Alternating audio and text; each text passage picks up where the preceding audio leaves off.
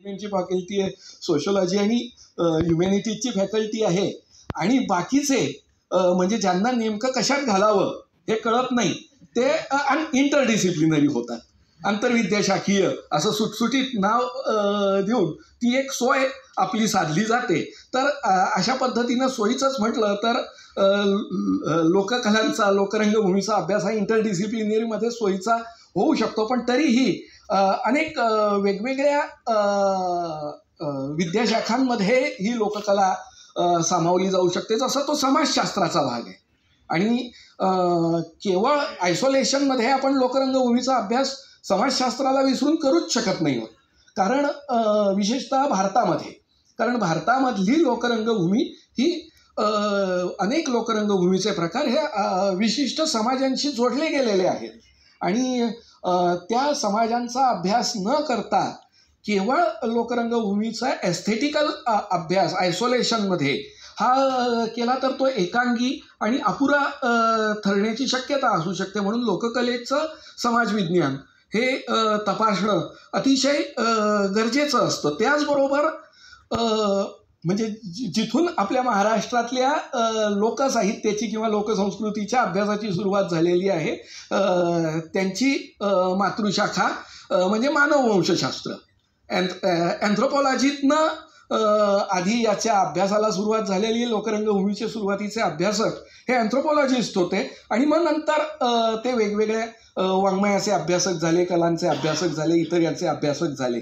त्यामुळे त्या मानववंशशास्त्र जसं अभ्यास करतं की ज्याच्या संस्कृतीत ज्या गोष्टी चाली रीती रूढी परंपरा आणि काही कला संस्कृती कशा पद्धतीनं निर्माण होतात तर त्याच्यात काही लोककलांचे प्रकार कसे निर्माण होऊ शकतात आणि मग त्याचा अभ्यास हा मानववंशशास्त्र पुढे नेतो. आणि मग आपल्याला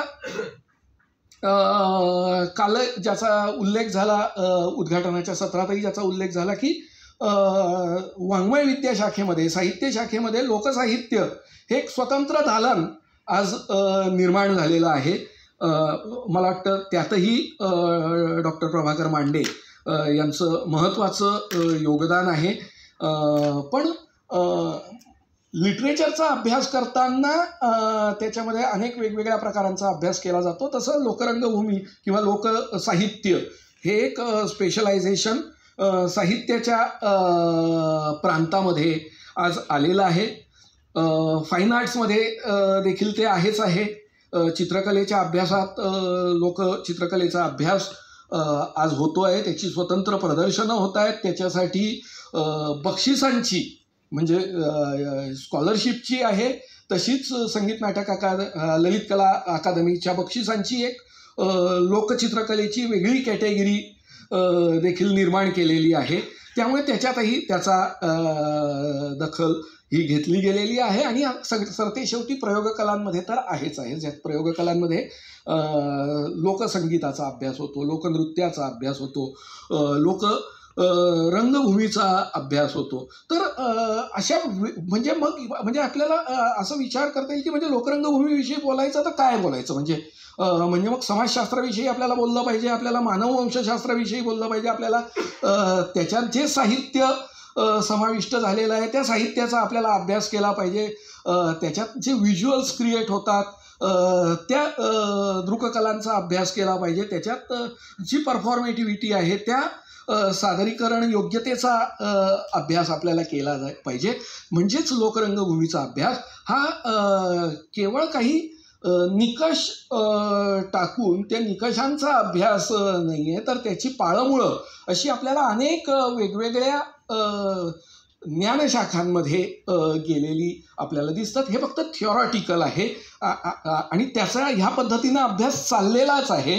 परंतु आता एका वेगळ्या प्रॅक्टिकल अभ्यासाचं सूचन मी जे करणार आहे आणि म्हणूनच तो मटेरियलिस्टिक्स कल्चर भौतिक संस्कृती हा शब्द मी त्याच अर्थाने वापरतो आहे की म्हणजे मग आजच्या काळामध्ये लोकरंगभूमीकडे ह्या सगळ्यांनी बघताना ह्या सर्व विद्याशाखांचा तर आम्हाला अभ्यास करायचाच आहे पण आम्हाला अनेक वेगवेगळ्या गोष्टींचा देखील अभ्यास करावा लागेल. उदाहरणार्थ आज लोककला ज्या सादर होतात त्याचा आणि इकॉनॉमिक्सचा काय संबंध आहे, त्याचं इकॉनॉमिक्स कशा पद्धतीनं वर्क होतं, जे खरे लोककलावंत आहेत, पिढ्यानपिढ्या लोककलेचं जतन संवर्धन करणारे, ते त्यांच्या प्रयोगाचा मोबदला त्यांना किती मिळतो, जे लोककलेचा अभ्यास करणारे आहेत लोककलेच्या अभ्यासावर त्यांची किती कमाई होते, लोककलावंतांची कमाई आणि अभ्यासकांची कमाई ह्याच्यात आपल्याला काही गुणोत्तर काढता येईल का?